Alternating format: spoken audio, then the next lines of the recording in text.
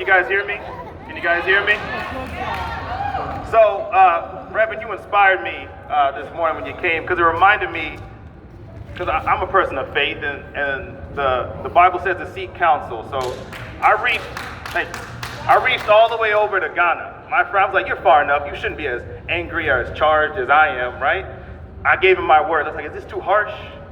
He was like, well, 2 weeks ago, didn't the parents and the teachers go and ask and explain and reiterate and just beg for mercy and more time to plan? And they ignored that, right? So he said, well, today y'all got to just give them the fire. So that's what I'm out here to do. I hope y'all are out here to do the same thing. So that's his word. So I want to tell you about the disconnect between our governing bodies, the community, and the teachers union about the reopening of school. We all are reading the same data and reading the same studies, but how are we so far apart on the issue? The cause of this disconnect is how we interact with the BPS community. We interact very differently than other people in this city. See, we as teachers come to serve and build up, while others come to control and be built up by the communities. We empower communities, while others are powered by communities.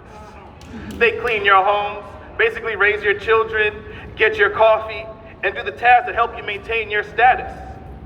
We suffer with communities, while others don't know them enough to suffer with them. Mm-hmm. We give to the communities, while others take from the communities, like their land to build sports fields and condos. Oof. We stand with communities, while others stand on their necks. See, the disconnect is our view of the communities we want to send back to school. Some have a parallel view of the communities. We see the sick, the hurt, the scared, the old, right? How many grandmothers are raising 4 or 5 kids and coming to your classroom every day, right? The forgotten, the hungry. How many kids have you fed over the years? How many? Those lacking in hugs, right?